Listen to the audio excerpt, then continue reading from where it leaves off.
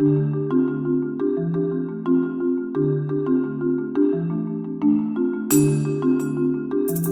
this time what I've done is I've soaked up some old egg trays in boiling water. So I've literally poured it on. We basically just soaks through the cardboard, and then we can use that for growing mushrooms on as well. That one, that's quite cold now, so we can start adding the spawn to that one now if you like. There's a little bit of water in the bottom. There we go. What we'll do now is we will actually inoculate the cardboard that I prepared yesterday with mushroom spawn. And it's very simple to do. Basically what we have here is a number of egg boxes. Now ideally you want to try and be as clean as possible. We're going to use oyster mushrooms, which are far from fussy, but if you've got access to it, some sort of hand sanitizer is quite a good idea, and just basically get any spores that might be on your hands off before you start. If you haven't got that, just wash your hands immediately before doing it is also adequate. So what I'm really going to do is just literally sprinkle a few grains of spawn into each layer. So I've stacked these cardboard formers together. So with a packet of spawn, sometimes you'll find, particularly with the blue-grey oyster, it's such a fast-growing mushroom that this is kind of all knitted together into a lump. If that's the case, just give it a little bit of a prod before you open the packet, just to break up the individual grains from it. And then literally all I will do is sprinkle a few of those into that layer, a few into the next layer, and so on. And this really isn't that critical.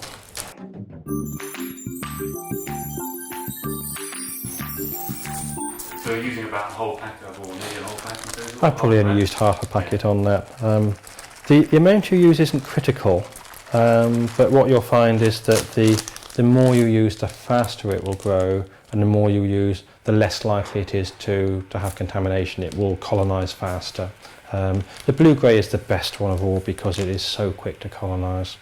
That's basically it. So what we'll do now is cover it over, keep it moist, and the most important thing when we cover it over, because it's respiring, it produces carbon dioxide. The carbon dioxide will increase in concentration, and that stimulates the mushroom to grow through the material. That's quite important. And then what we will do in about 4 weeks' time, 4 to 5 weeks' time, it's not critical, could leave it 6 weeks or 8 weeks, we'll open it back up. The carbon dioxide level will drop very suddenly, and that stimulates the mushroom to start producing mushrooms rather than to carry on growing through the material. With some mushrooms that trigger mechanism is extremely strong, so what will happen is if you leave it covered up, it will not produce mushrooms. When you uncover it, it will. With other mushrooms like the oyster mushroom, it's not that critical. It will start producing mushrooms even if you leave it covered up. What you will find though is they grow very spindly. They don't produce very good mushrooms covered up, so it is important to uncover it when you're finished. So there we go, that's one for under your bed. Okay. Anywhere with sort of room temperatures is adequate, so I could leave that anywhere between 12 degrees and 25 degrees. Ideally, when we open it up to produce the mushrooms, we like to lower the temperature by a few degrees, but again the blue-grey, particularly the cultivated blue-grey oyster, is so tolerant of different conditions, it really isn't that critical. So we just leave that now, don't do anything with it? Nothing whatsoever. You don't need to spray it with water and no. Keep it moist, no. Cover it with plastic. Just leave it as it is. We just need to put a reminder on our phone or something, or in our diary to come back in 6 weeks. Absolutely, yeah. And then we spend that all. Yeah, that's exactly it, yeah. So we just leave it as it is. Cool. Right. And then this one here is one that I set up literally about 4 or 5 weeks ago. This has been rushed a little bit. If you look at the egg boxes, you can see where the mycelium has started to colonise it. It's very heavily colonised here, but it hasn't colonised it so well on the outside. This could really have done with an extra few weeks before I opened it up. If you see that it isn't fully colonised, you can still see the material in amongst the mycelium, then it could probably do with a few more weeks before you open it to raise the mushrooms.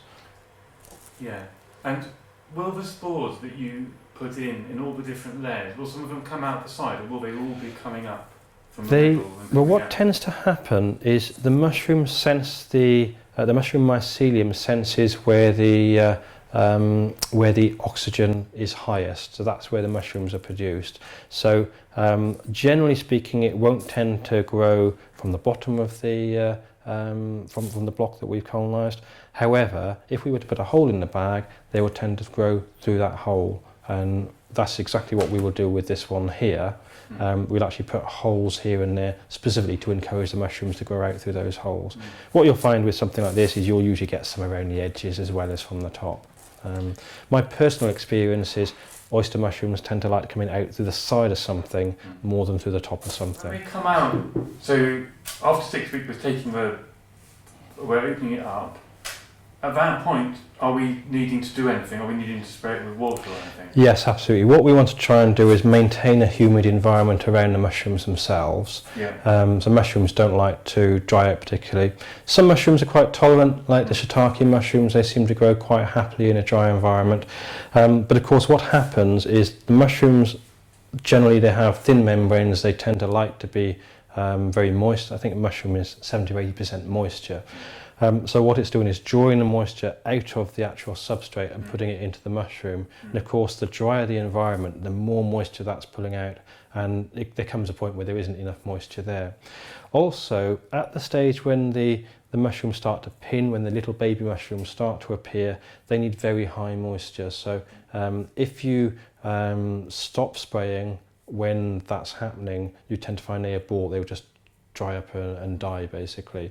So yes, it's quite very important. The way we do it is rather than spraying the mushrooms themselves, which for some mushrooms they don't tend to like that, what we literally do is just spray the walls of the polythene bag that they're in. And what we're trying to do is create a humid environment. As that moisture evaporates, the air inside here has a much higher humidity than out in the room, and so it keeps the mushrooms happy. Generally speaking, we do it twice a day.